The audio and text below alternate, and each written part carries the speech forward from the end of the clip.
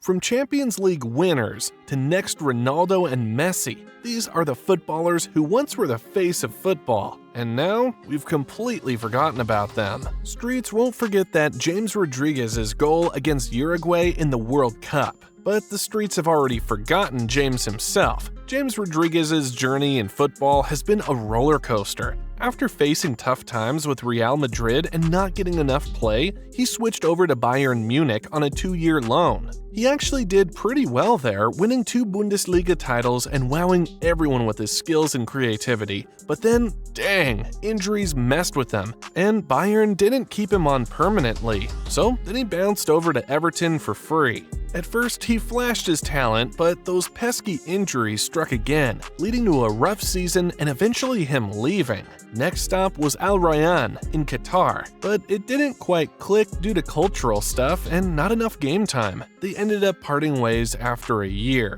After that, he tried Olympiacos, hoping for better luck, but the injuries kept haunting him. His contract got scrapped after just 7 months. Now, James is rocking it at Sao Paulo in Brazil. Hopefully, things smooth out for him there, and he can show off that awesome talent without getting sidelined by injuries all the time. But Alexis Sanchez was a force to be reckoned with during his Barcelona and Arsenal days. He was winning Copa America titles, racking up awards, and even topped the assists chart in the Champions League in 2016. But then he made that move to Man United in 2018, and it all went sideways. Sure, he had a brief uptick at Inter, but it wasn't the same. Now that he's at Marseille since 2022, it's like he's disappeared from the spotlight, especially compared to Lacazette, who's still making headlines. And to add salt to the wound, he tried to go back to Arsenal this summer, but Arteta shut him down.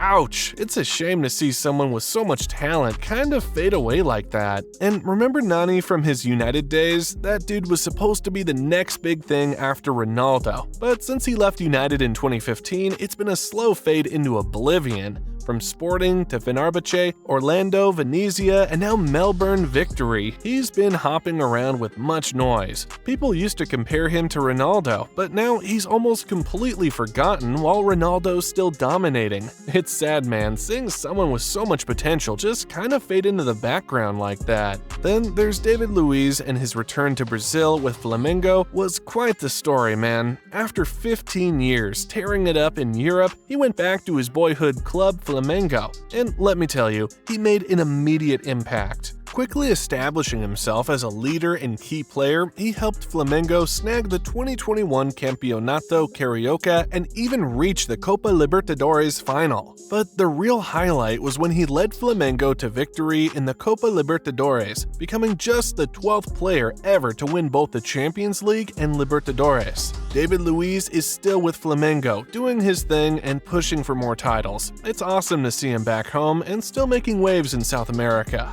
Now, Xherdan Shaqiri's story is a bit different. After leaving Liverpool, he found his groove in France with Lyon. The French league suited him well, but he wanted more game time, so he made a move to Chicago Fire on loan, reuniting with his mentor George Heitz. In the MLS, Shaqiri really shined, becoming a fan favorite with his flashy plays and leadership. Chicago Fire loved him so much that they made the loan permanent, making him their most expensive signing ever. In his first full season, Shaqiri racked up 12 goals and 8 assists, helping Chicago Fire reach the Eastern Conference playoffs. He's become a hero for the club and its fans, showing that sometimes a change of scenery can lead to big things. It's great to see Shaqiri thriving and enjoying his football in the States. But Mario Götze's story is kinda bittersweet, man. I mean, he scored that winning goal for Germany in the 2014 World Cup final when he was just 22. Everyone thought he was destined for greatness, you know? But things didn't quite pan out that way. His time at Bayern Munich was meh. So he went back to Dortmund in 2016, hoping to recapture the magic. Unfortunately, it just wasn't the same. Then he bounced around to PSV in 2020 and Eintracht Frankfurt in 2022. Now, even though he's only 31, he's fading from a lot of people's memories. The only thing people really remember about Gotze now is that epic goal against Argentina. It's kinda sad because he had so much promise, but sometimes things just don't work out the way we expect in football. And Juan Mata's departure from Manchester United in 2022 after 8 years at the club was mainly influenced by the arrival of Erik ten Hag as the new manager.